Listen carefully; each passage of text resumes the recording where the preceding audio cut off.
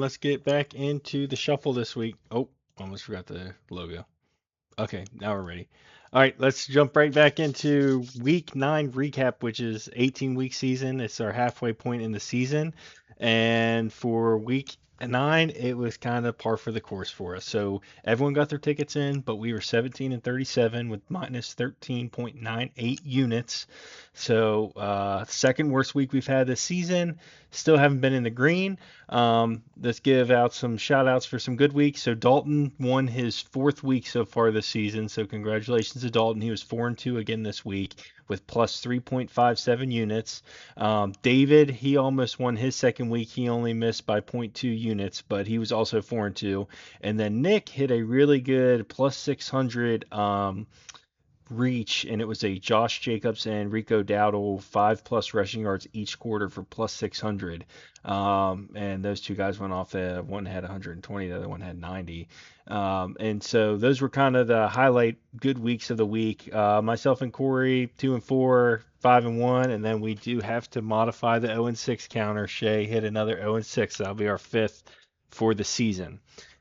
Let's highlight a couple of these reaches. So let's see, one, two, three, four, five, six, seven, eight. 8 total reaches. That's pretty good for us each week. We already talked about Nick's, Dalton, Daniels anytime touchdown. I had a Johnson anytime touchdown. David, Dart anytime touchdown.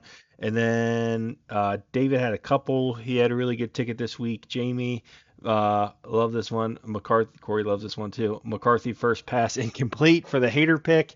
And Dalton had a Darnold 250 passing yards, which he probably had in the first quarter because it was absolutely horrible for the Commanders. So we finally got the first 40, and now we're actually at 47 positive bets hit,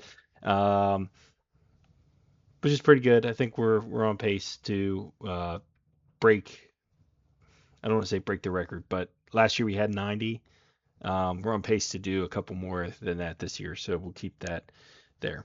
Let's do season recap. So season is halfway over, and Dalton is in first place with 26 and 22 with plus 10 units. Nick is in second place with 26 and 28 at plus 6.9 units. Myself, Corey, and Stone are in the negatives, but only by 1, 3, and 3 units respectively. And then everyone else is kind of down there in the 7 or more minus units, so about 17 units or more behind Dalton. And so with that, 182 and 279 for minus 72 units. I know there's a positive week in there somewhere. We're going to get it. It seems like every week I go to fill out the spreadsheet and I'm like, this is the one, this is the one. And then there's a 1-5 and 0-6 and all this. And it's like, oh man. So we're going to get it. Maybe we're just waiting for the holidays to come to actually get one. But with that, best of category. So Corey has gotten hot. He's up there in the state. He is now the leader in the spread at 6-3. Dalton is leading over unders at 6-2. Best of bet, Nick just took over this category at 14-13, and then Corey still has two of the top 6 reaches, and so he is 2-7, but he has plus 7 units on his reach, so pretty good on the best of category side. On the other side, David hit his first spread of the season, and he's 1-8 on that category. David 2-7 on the over under, and then Shay is 3-24 on the best of bet, and Shay is 0-9 on the spread. Again, he is setting himself up for the greatest comeback in the history of the shuffle. That's all I got to say about that. I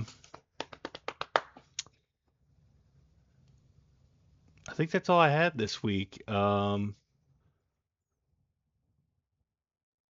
Let's kind of get forecast for week 5. So for week 5, geez, I wish it was week 5. We're running out of weeks. This will be week 10. So with that, there is a Sunday morning game in Europe, Sunday 9:30. It'll be Atlanta, Indiana. A Sunday night game and a Monday night game. Couple teams on by 13 total games between Sunday and Monday. So pretty good there.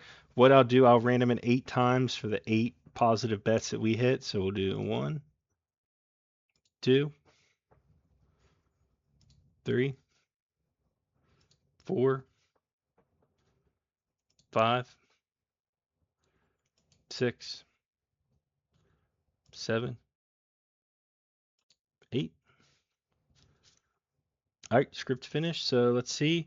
Dalton got the Monday night game, Philly Green Bay. That should be a good one.